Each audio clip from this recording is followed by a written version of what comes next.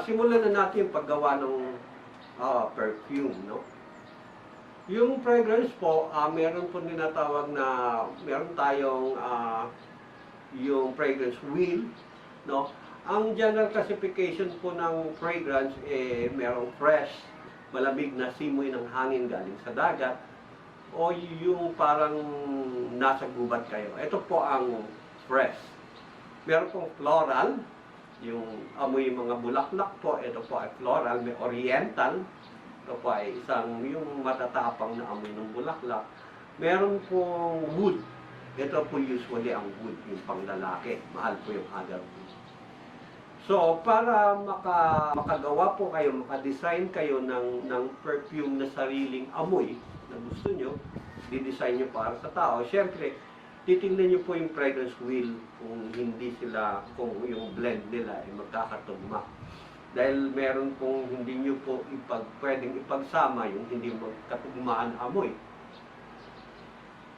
Usually po, inahati po ang pagtimpla sa head note, heart note, at saka base note po. So, yung usually na madami po, yung heart note. Tapos yung susunod na medyo gusto nyo lumabas na amoy is yung head note tapos yung base. Ititimpla nyo po ito, tapos titingnan nyo po, i-observe nyo tulad ng mga nandito. Itong mga nandito po, ino-observe po natin yung mga amoy. Ito po yung mga pasadyang amoy para sa kanila. Specifically designed po ito sa mga gustong timpla ng signature fragrance. Pero meron din po namang yung mga tinatawag na inspired na, tulad nito, mga Chanel inspired, ito, hot water. Meron na rin pong mga inspired scent na perfume.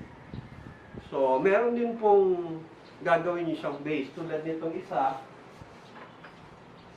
ito po, magandang base note or main note, sandalwood,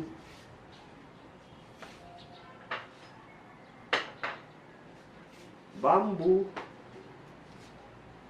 Ito po ay mga talagang puro na kayo yung magsasadya ng amoy. Meron din pong sampagita. Ito po ay mga puro, mga pure na kayo po ang sadyang mag-blend ng amoy. Meron din pong mga green apple. Green apple, iyan po ang mga talagang ibig sabihin, kayo po ang mag-blend.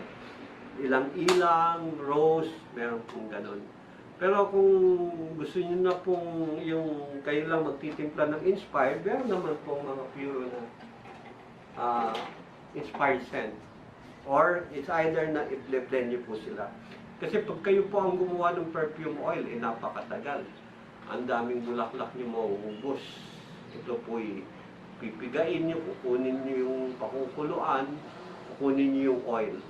So, yun po, mga ginagawa po karamihan sa Spain, sa Germany, at saka sa France. Kasi, meron silang talagang mga perfume factory.